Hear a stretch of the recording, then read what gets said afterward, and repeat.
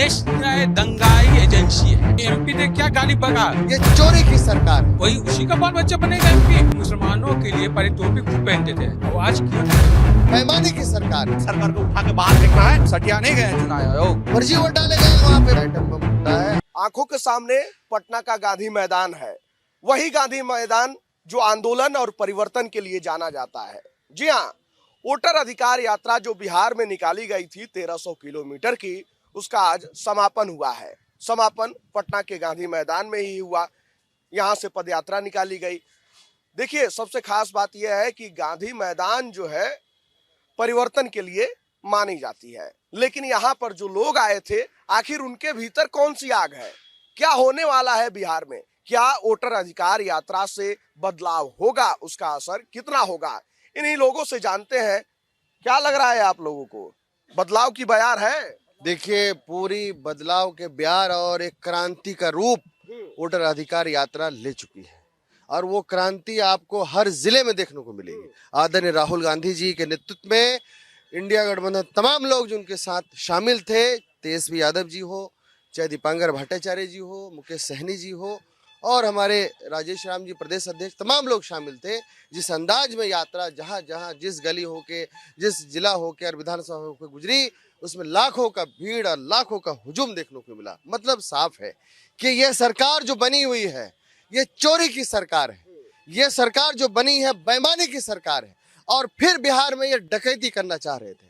राहुल गांधी जी एक विधानसभा का रिसर्च के साथ देश के सामने पेश किया कि इतने वोटर फर्जी उसमें हैं।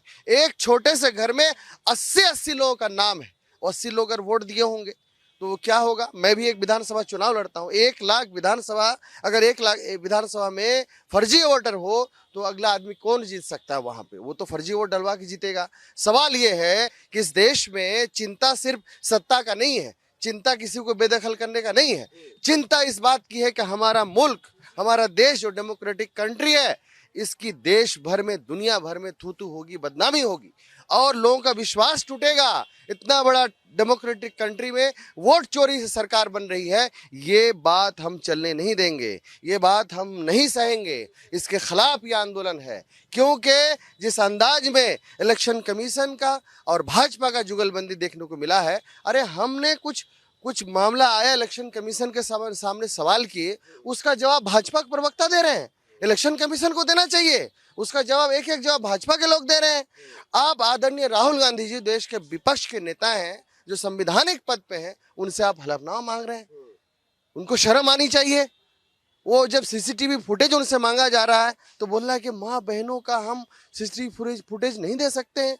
अरे माँ बहन, जितने भी सबकी माँ बहन वोटर लाइन में तो जा रहे थे, उसमें तो ये देखना था हमें महाराष्ट्र में कि आप बता रहे हैं कि 5 बजे से 6 बजे के बीच इतनी बड़ी तादाद में वोटिंग हुई है, वही नहीं है। फर्जी वोट डाले गए वहाँ पे बैठ के। बहुत सारे सवाल हैं। आदरणीय राहुल गांधी जी ने कहा कि आइटम बम फूटा है, अब और उससे बड़ा बम बहुत सारे सवाल हैं, फूटने वाले हैं। क्या उन सवालों को आप लोग जनता के बीच ले जा पाए हैं? कहाँ हैं ये बताइए। गांधी मैदान में क्या करने? वोट चोरी का आंदोलन में। क्या लगता है कि जो ये मुद्दा आप लोग लेकर चल रहे हैं, वो जनता के बीच जा पाया है? बिल्कुल जा पाया है। आज घर घर, गली गली, मोहल्ला मोहल्ला देखिए, आज ये हमारे क्रांतिकारी राहुल गांधी जी है, सबके दिलों में, खून में बसते हैं, सबके घर में, सबके मुंह में एक ही बात, सिर्फ राहुल गांधी, राहुल गांधी। आज हमारे युवा का नेता है राहुल गांधी जी, और ये विपक्ष के नेता जो है नीतीश कुमार। देखिए, आज युवा के लिए कोई भी मुद्दा नहीं उठा रहे हैं। सत्ता में है लेकिन कोई भी युवा के लिए मुद्दा नहीं उठा रहे हैं। आज देखिए, आपके शिक्षा के क्षेत्र में अभी डोमिसाइल हटा दिया था। डोमिसाइल नहीं लगने के कारण हमारे भी लाखों स्टूडेंट 1 नंबर 2 नंबर से टीआरई 2 में, टीआरई 3 में छट गए, उसको जॉब नहीं मिल पा रहे हैं। इसके लिए फिर दोबारा जो है टीआरई डोमिसाइल लागू किया गया।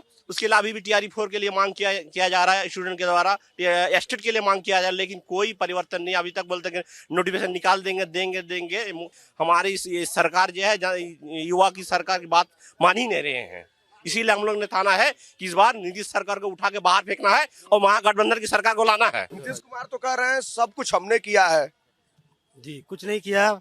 जमीनी स्तर पे अभी उनका कोई काम नहीं है, सिर्फ वो हवाबाजी कर रहे हैं। उनका सिर्फ हवाबाजी और चलने वाला है नहीं। आने वाला चुनाव में उनका सत्ता से जाना एकदम निश्चित है। क्या कर रहे थे चाचा? बात भी सही है कि नीतीश कुमार सब कुछ किए हैं, बहुत अच्छा काम किए, लेकिन नीतीश कुमार कहाँ से पैदा हुए? आज से गोडरा कांडे जो रेलवे मिनिस्टर था, किसके पीरियड में हुआ, ये हमको बताइए। अच्छे मुसलमानों के लिए पहले टोपी खूब पहनते थे, और आज क्यों नहीं पहन रहे हैं, ये हमको बताइए। हाँ, इसलिए कि सब जगह मुसलमानों का ये वोट लिया जा रहा है, अब मुसलमानों का कोई मुद्दा नहीं है। अरे सबसे ज्यादा मुसलमान ने कुर्बानी दिया है, समझ। जहाँ पर हिंदू मुस्लिम सिख ईसाई रहेंगे, वो आपस में भाई भाई रहेगा, वह देश आगे तरक्की करेगा। एजुकेशन चाहिए, रोजगार चाहिए, मेडिकल चाहिए, हर एक चीज। लेकिन नेता का बाल बच्चा विदेश में पढ़े और हमारा बाल बच्चा लाठी खाए, डंडा खाए, यह कहाँ का नियम है, ये हमको बताइए।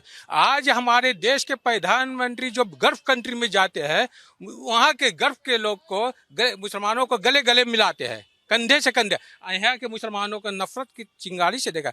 यही पार्लियामेंट में मुसलमानों को क्या कहा था, अरे कपड़े से पहचानो, उसका एमपी ने क्या गाली बगा, उस पर कोई तरह का शौक कौज नहीं हुआ। लेकिन मुसलमान कुछ कहते हैं तो मुसलमानों को ये किया। अरे तुम बताओ कि हमारे आरएसएस वाले ने कुर्बानी दिया देश के लिए, ये हमको बताइए। और जो इस देश के लिए कुर्बानी दिया है, वही आगे देश को तरक्की पहुंचाएगा। इसको लिख लीजिए, कहीं भी इतिहास गवाह है। आज वह देखिए फिलिस्तीन में क्या हुआ, गाजा अमेरिका बन रहा है हिटलर शाही, इजराइल बन रहा है हिटलर शाही, सब लोग मार खा रहे हैं, सब मार। जब उसके ऊपर अटैक किया गया तो ईरान सुपर पावर बनने जा रहा है। तो उसी तरह से हम लोग कब तक मार खाते जाएंगे, ये हमको बताइए। हमारे देशवासी कहाँ जाएंगे, हमारे बाल बच्चे, इतने बार बच्चे लोग, अरे हमारा उम्र हो गया 55 साल, ये बच्चा अब कहाँ जाएगा, ये हमको बताइए।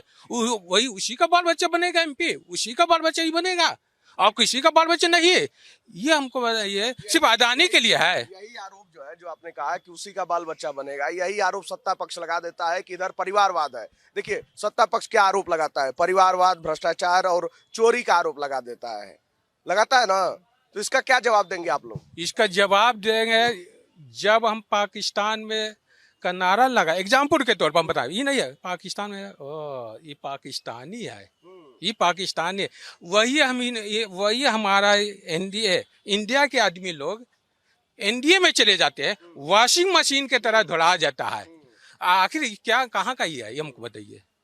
आज ये बताइए कि जितने भी वहाँ की सरकार को गिरा दो और हमारे इधर आ जाओ, ये क्या है? नीतीश कुमार किसके साथ है, ये हमको बताइए। अरे कम से कम आज मंच पर जितने भी है, एक आप तो बताइए कि मुसलमानों का सजादारी है कहाँ? 22% मुसलमान है, सब जगह फुटबॉल की तरह फेंका रहा है, ऐसे ऐसे मारा जा रहा है। ये क्या है, ये क्या? जहाँ पर अभी गांधी मैदान, जो गांधी मैदान किसका दिया हुआ है? मुसलमानों का दिया हुआ है। फ्रेजर रोड किसका दिया हुआ?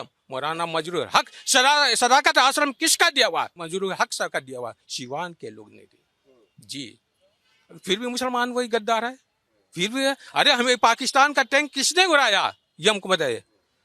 मुसलमानों ने उड़ाया, ये हमको बताइए। एपीजे अब्दुल कलाम कौन थे? मुसलमान थे। अब आप कहिएगा कि बीफ का चंदा किसने ले, गाय का गोश्त का चंदा किसने ले रहा है? एनडीए का मतलब समझ में आ रहा है, नेशनल दंगाई एजेंसी है, पूरे जगह दंगा कराओ, अब वो हमारा कुर्सी बचा हुआ रहे, हमारा कुर्सी बचा हुआ रहे। या आज के या हमारे कुछ लोग, हमारे उलमा लोग है, कुछ थोड़ा सा गलती कर रहे हैं, उलमा लोग गलती कर रहे हैं, इसलिए कि उलमा लोग गलती कर। एक मस्जिद में 10 इमाम रहेंगे, किसका किसका बात मानेंगे? अरे एक मस्जिद में एक इमाम, सभी लोग बात मानेंगे। लेकिन कुछ मुसलमान नीतीश कुमार के साथ है, कुछ मुसलमान फराना के साथ है, इधकाना के साथ। ये क्या है? अरे हम चारों तरफ से मार खा रहे हैं, फिर भी हम गद्दार हो रहे हैं, हम देश के लिए भरा है। सत्ता पक्ष ये कह देता है कि आखिर इसने इतने मुस्लिमों के हितैषी हैं ये, तो किसी मुस्लिम चेहरे को क्यों नहीं सीएम के रूप में जो है प्रेजेंट करते हैं, ये परिवार के लोग ही क्यों?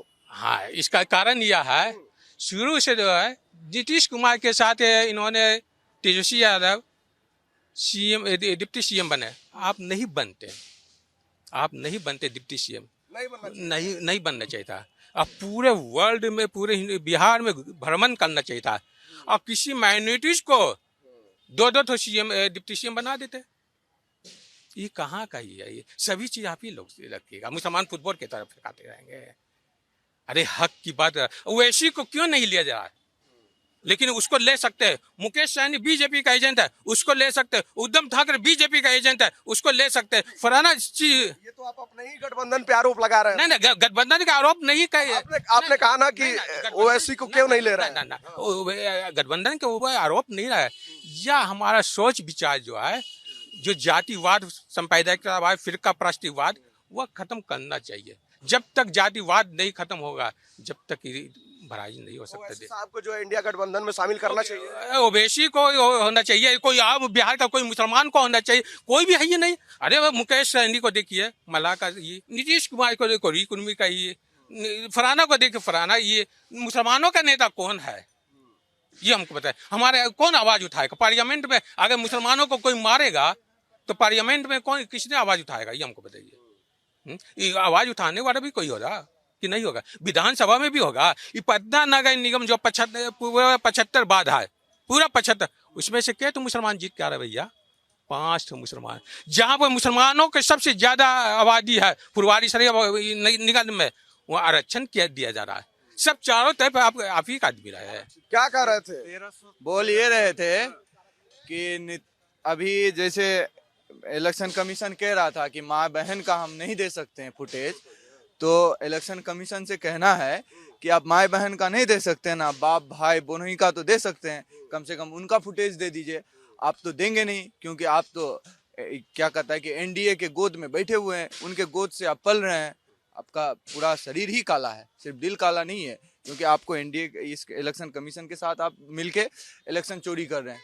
सीधी आप इलेक्शन चोरी कर रहे हैं। हम पिछले 1 साल पहले आपको लोकसभा के लिए वोट दिए, हम आपको सरकार बनाए आपका। अभी आप कह रहे हैं कि हम वैलिड नहीं है। हमारे विधानसभा से, हमारे पड़ोस से, हमारे घर के बगल से जो लोग घर में हैं, उनको जिंदे लोगों को मरे हुए घोषित कर चुके हैं। अभी मेरे पास डिटेल्स है, वो एपिक नंबर भी हम आपको दिखा सकते हैं। कई लोग हैं ऐसे। तो आप ये क्या कर रहे हैं? उन लोगों का नाम फिर जुड़ा कि नहीं जुड़ा? अभी आप जैसे बोल रहे हैं कि फॉरम 6 भरेगा, ठीक है, फॉरम 6 किन का भरता है? 18 से 25 साल के लोगों का। आप 40, 45 साल, 60 साल के लोगों का फॉरम 6 में भरिएगा? आप जो सटिया नहीं गए हैं चुनाव आयोग, आप क्या कर रहे हैं? आप खाली थोतोलॉजी कर रहे हैं। नाम कटा था, जुड़ा कि नहीं जुड़ा? अब जुड़े, अब ड्राफ्ट लिस्ट आएगा, अभी तो आया नहीं है। लेकिन आप ये सोचिए ना, फॉरम 6 18 से 25 या 30 साल के लोगों का भरा जाता है। आप 60 साल के लोगों या 55 साल के लोगों का कैसे भरेगा? आप उनके लिए कोई ऑप्शन ही नहीं दे रहे। आप पहले आधार कार्ड को, वोटर आईडी कार्ड, सॉरी, आधार कार्ड को खाता से लिंक कीजिए, राशन कार्ड से लिंक कीजिए, सबसे कराए। अभी जब वोटर लिस्ट वाला मामला है, आप आधार कार्ड को लिए ही नहीं, आधार कार्ड को एक्सेप्ट ही नहीं किए। क्या मतलब? लास्ट में आप सुप्रीम कोर्ट में केस हुआ, जो हुआ, उनके बाद आप अभी आधार कार्ड को अप्रूवल दे रहे हैं। आपके दिल में ही खोट है चुनाव आयोग। क्या लग रहा है इस बार बिहार में क्या हो रहा है? इस बार बिहार में पूरा बदलाव है। माहौल तय है कि तेजस्वी तय है। इस बार तेजस्वी का सरकार बनना, इंडिया गठबंधन का सरकार बनेगा बिहार में। सिर्फ ये बिहार नहीं, पूरे देश को हम लोग फतह करने जा रहे हैं।